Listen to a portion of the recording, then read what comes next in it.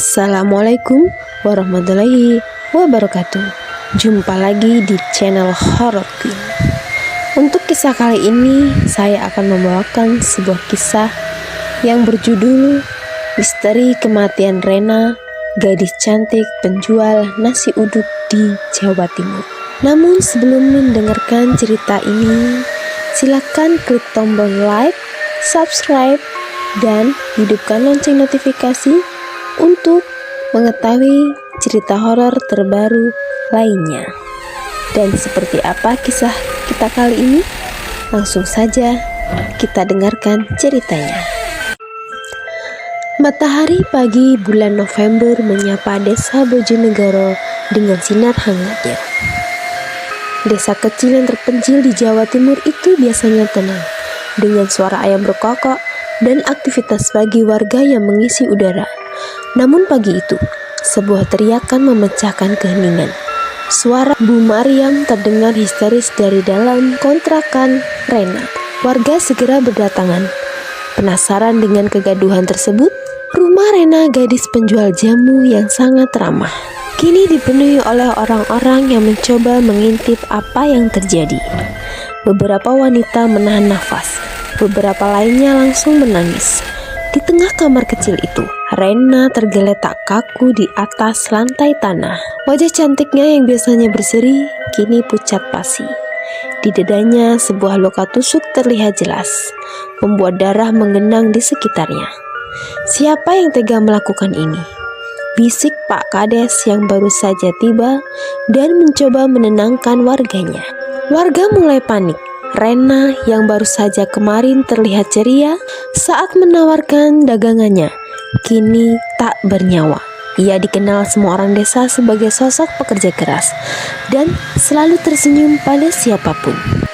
Kehilangan Rena begitu mendadak membuat seluruh desa terpukul. Bu Maryam yang pertama kali menemukan jasad tampak gemetar. Ia bercerita kepada Pak Kades bahwa pagi itu ia berniat mengantarkan makanan untuk Rena seperti biasanya.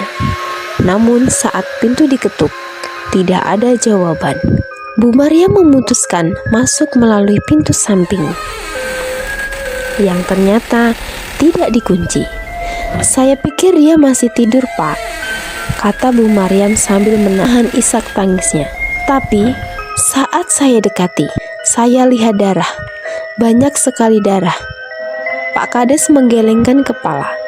"Tenang, Bu, polisi pasti akan datang dan mengungkap siapa pelakunya. Kita doakan saja, semoga arwah Rena tenang di alam sana." Pagi itu suasana desa berubah mencekam.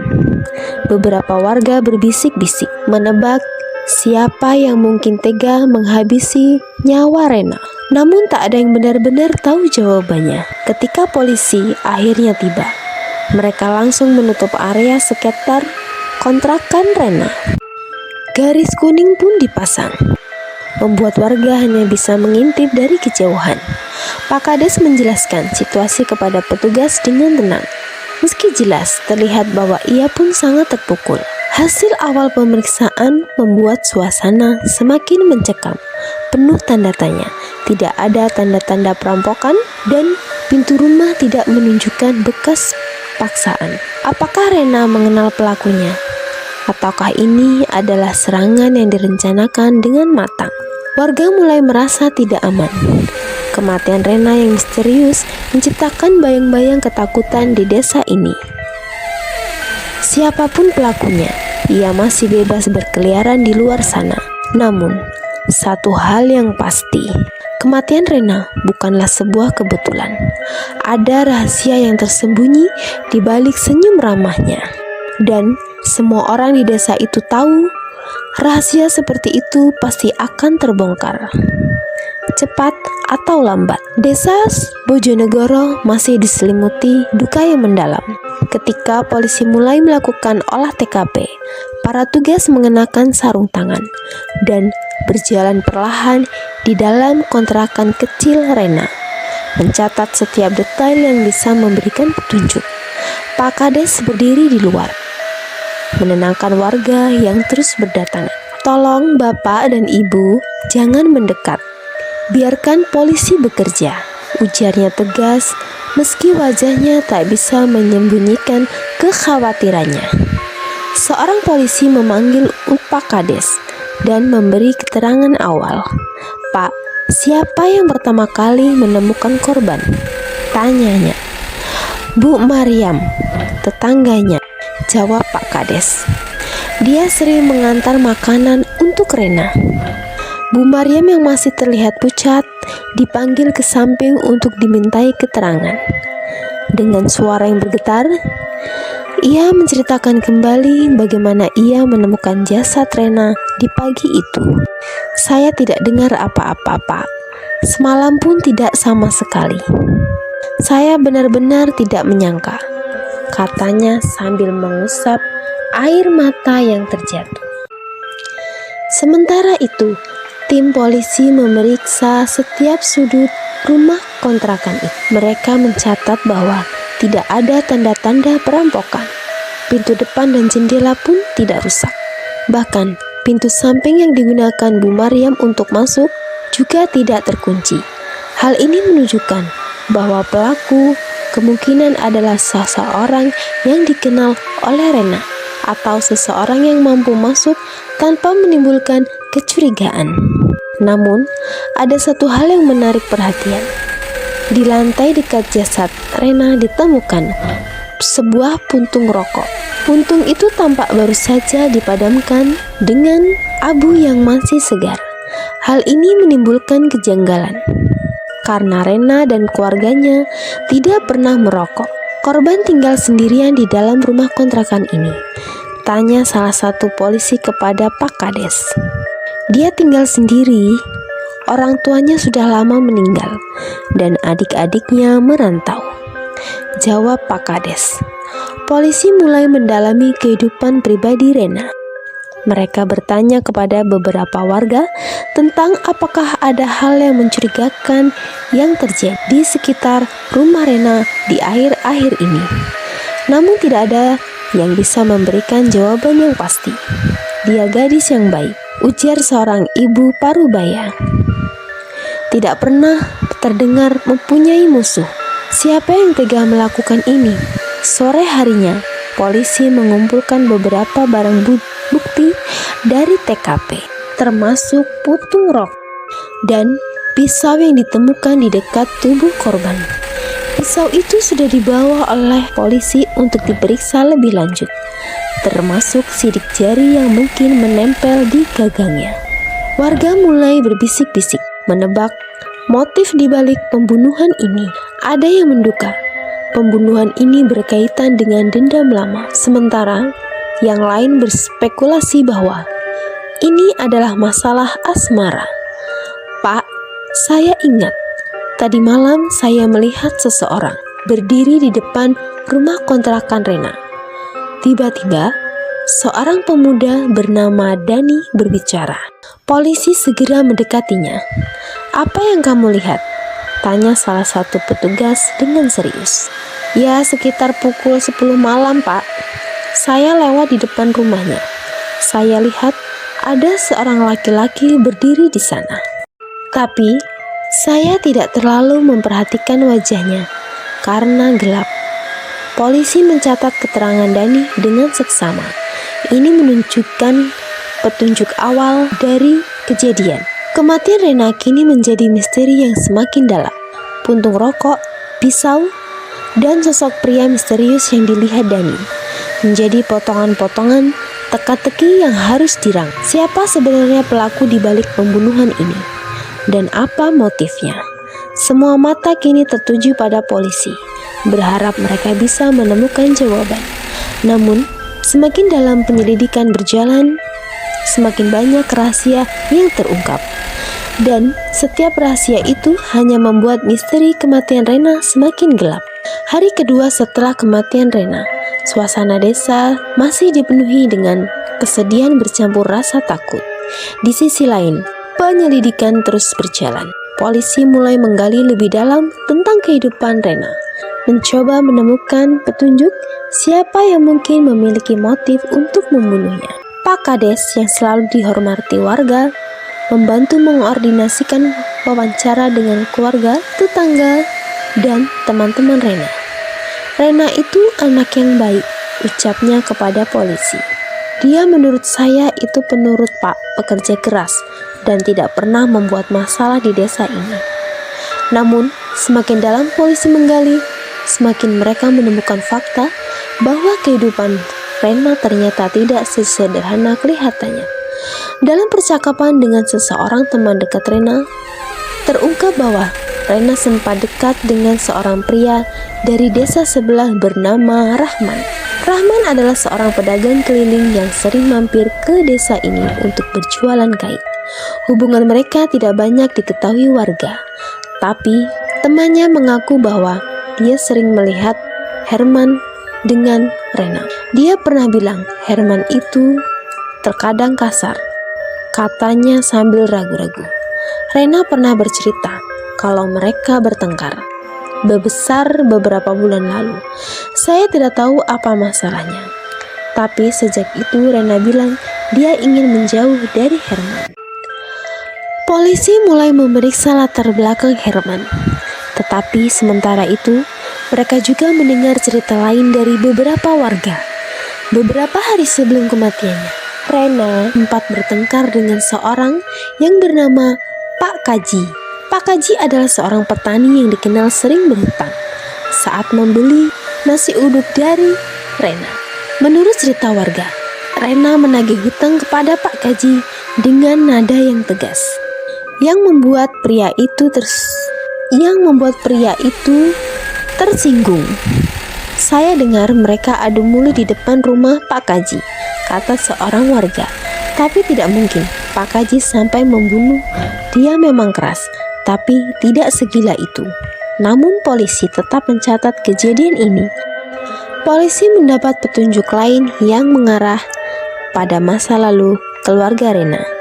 Menurut Pak Marman, ayah Rena dulu pernah terlibat perselisihan besar dengan seorang warga yang bernama Pak Hadi. Perselisihan itu terjadi bertahun-tahun lalu, tetapi luka lama ini mungkin masih membara. Saya tidak yakin ada hubungannya, Pak, kata Pak Marwan kepada polisi. Tapi dulu keluarga kami memang pernah bermasalah dengan Pak Hadi. Semoga saja ini tidak terkait. Kehidupan Rena yang terlihat ceria dan damai ternyata menyimpan banyak rahasia. Cerita yang tidak diketahui oleh orang. Senyum ramahnya ternyata menyembunyikan beban yang tidak banyak ia ceritakan, bahkan kepada orang-orang terdekatnya. Polisi mulai merangkai potongan-potongan informasi ini. Tetapi semuanya masih belum cukup menunjukkan siapa pelaku pembunuhan Rena. Apakah ini masalah cinta yang berakhir tragis? Ataukah ini terkait dengan dendam lama yang kembali membara? Malam itu, di kantor desa yang dijadikan pusat penyelidikan sementara, seorang petugas mengamati daftar nama-nama yang telah diperiksa. Kita harus mempersempit daftar ini, katanya kepada rekan-rekannya. Herman, Pak Kaji, atau seseorang yang kita belum temukan. Di luar, bulan bersinar terang di atas desa Bojonegoro. Tetapi, bayangan misteri kematian Rena menyelimuti desa itu. Jawaban seolah-olah ada di depan, namun terus menjauh setiap kali polisi mencoba mendekat. Apa yang sebenarnya terjadi pada malam kematiannya? Dan siapa yang menyimpan rahasia yang bisa mengungkap semua ini? Hari ketiga penyelidikan. Polisi menerima laporan mengejutkan dari seorang warga yang bernama Pak Karim, seorang petani yang tinggal di pinggir desa. Ia mengaku melihat seorang pria mencurigakan berkeliaran di sekitaran rumah Rena pada malam kejadian. Saya sedang duduk di teras setelah memeriksa sawah.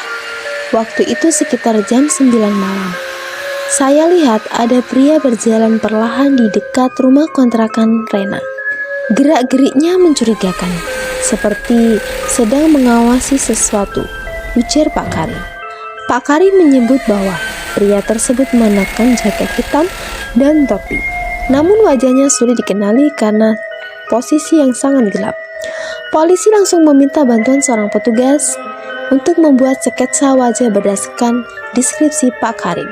Sementara itu, polisi kembali ke rumah Rena untuk memeriksa barang bukti yang mungkin terlewatkan. Setelah pemeriksaan yang lebih mendalam, mereka menemukan satu hal yang sebelumnya tidak disadari. Di bawah lemari kayu, di kamar Rena, terdapat selembar kertas kecil yang tampaknya sengaja disembunyikan.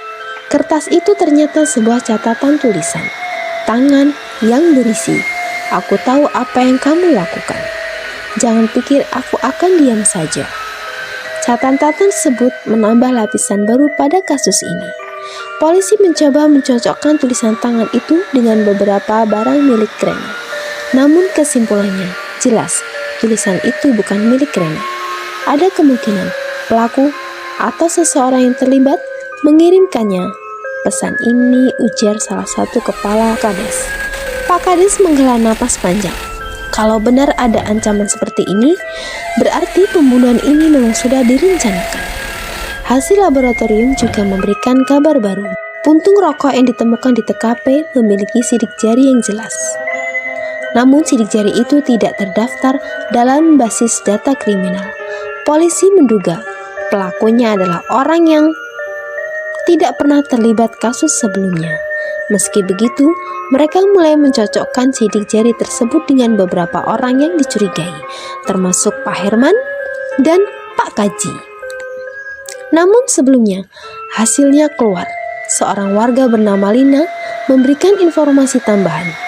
Lina, teman Rena yang juga seorang penjual jamu, mengungkap bahwa sebelum kematian Rena, ia sering melihat seorang pria mengikuti Rena dari jauh.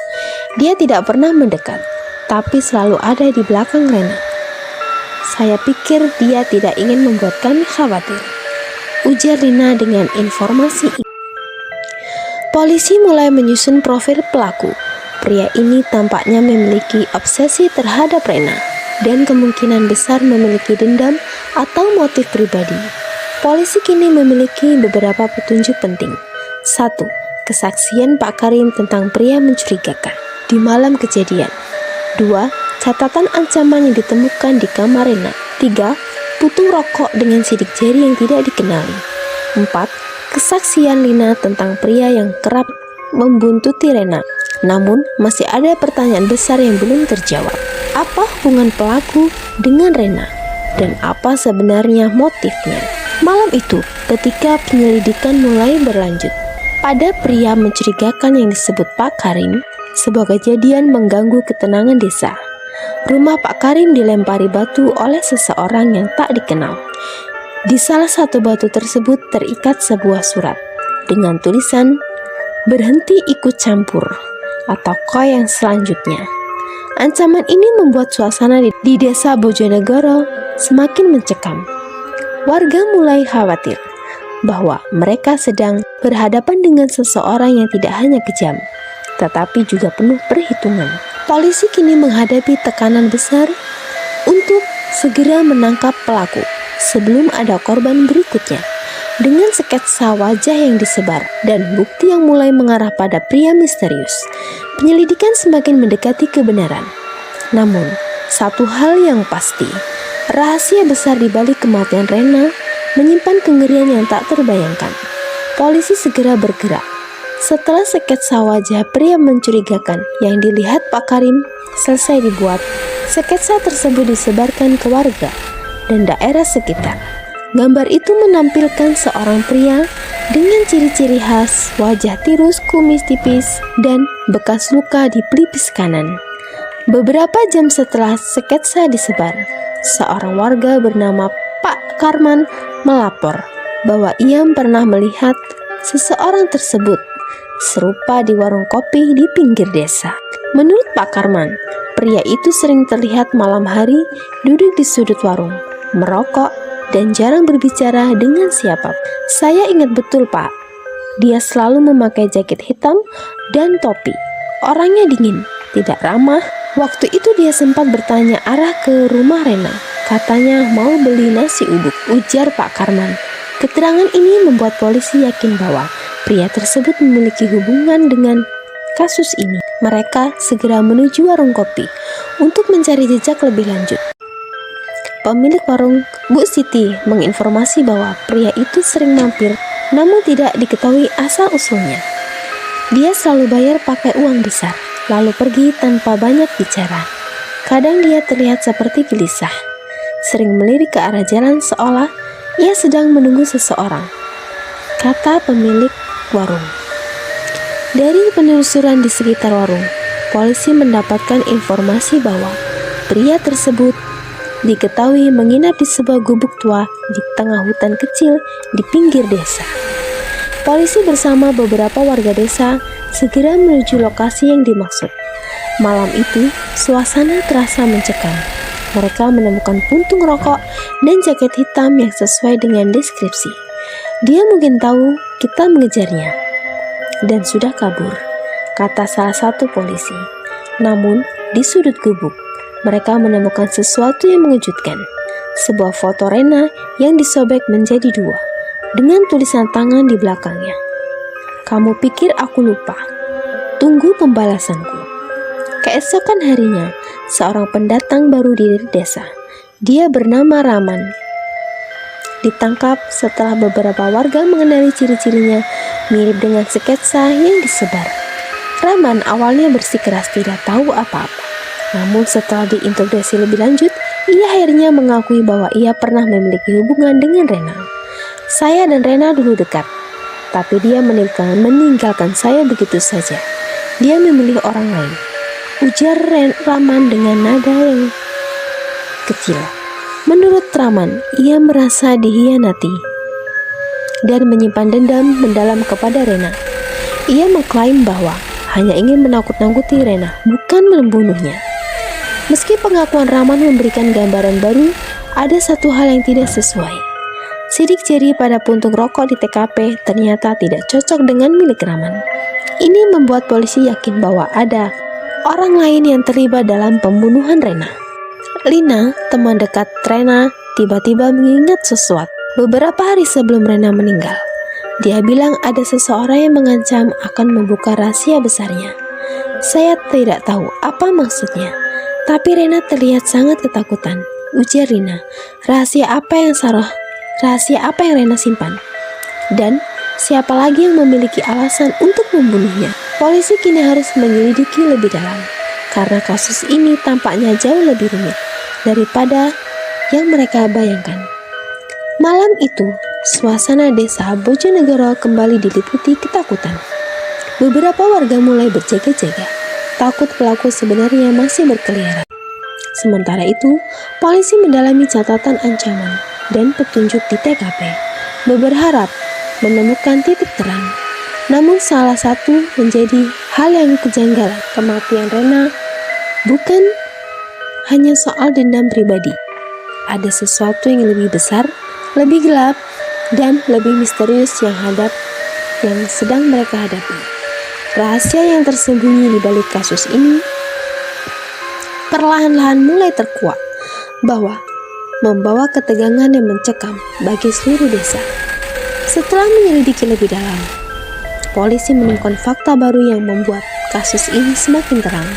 Semua petunjuk bukti dan keterangan saksi mengarah pada seorang pendatang yang baru tinggal di desa Bojonegoro beberapa bulan terakhir. Pria tersebut dikenal pendiam dan jarang berinteraksi dengan warga, tapi beberapa orang mengaku dia sering berkeliaran di sekitaran rumah Rena pada malam kejadian. Penyelidikan polisi mulai fokus pada pria tersebut yang bernama Masri. Polisi menemukan bukti penting berupa puntung rokok yang memiliki sidik jari yang cocok dengan milik Masri. Selain itu, keterangan seorang saksi, Pak Idris, menyebutkan bahwa ia melihat Masri dalam kejadian sebuah pisau kecil yang biasa digunakan untuk berburu. Masri dibawa untuk diintegrasi, tetapi ia menyangkal sebuah tuduhan. Saya tidak pernah masuk ke rumah Rena, katanya dengan tenang. Namun ekspresi dan gestur tubuhnya membuat polisi yakin bahwa Masri menyembunyikan sesuatu. Setelah diintegrasi secara mendalam, polisi akhirnya menemukan motif yang mendasari kejadian ini. Dari keterangan teman-teman Rena, diketahui bahwa Masri pernah mencoba mendekati Rena beberapa kali, tetapi ditolak dengan secara halus. Penolakan itu tampaknya membuat Masri merasa malu dan marah. Pada malam kejadian, Masri diketahui mengunjungi rumah Rena dengan alasan ingin membeli nasi uduk. Ketika Rena menolak ajakannya untuk berbicara lebih jauh, terjadi pertengkaran yang berujung pada kekerasan. Dalam pengakuannya, Masri menyebut bahwa ia tidak bermaksud menyakiti Rena, tetapi situasi saat itu di luar kendalinya. Pisau yang digunakan dalam kejadian itu ditemukan di tempat pembuangan sampah yang tidak jauh dari rumah dengan bercak darah yang sesuai dengan hasil forensik. Selain itu, rekaman percakapan di ponsel Masri menunjukkan bahwa ia pernah mengirim pesan-pesan kepada Rena beberapa hari sebelum kejadian. Meskipun tidak pernah mendapat balasan, warga desa Bojonegoro merasa terkejut dengan pengungkapan hal ini. Masri yang selama ini dianggap pendiam dan tidak mencolok, ternyata menyimpan niat buruk yang berujung pada tragedi. Warga banyak merasa kehilangan atas kepergian Rena, dan rasa takut menyelimuti desa, karena peristiwa itu mengingatkan tentang pentingnya menjaga kewaspadaan, bahkan terhadap orang yang tampak tidak mencurigakan. Masri akhirnya ditangkap dan diadili atas perbuatannya. Ia mengaku bersalah dan menyesal atas apa yang telah ia lakukan. Tetapi penyesalan itu tidak mampu mengembalikan nyawa Rena.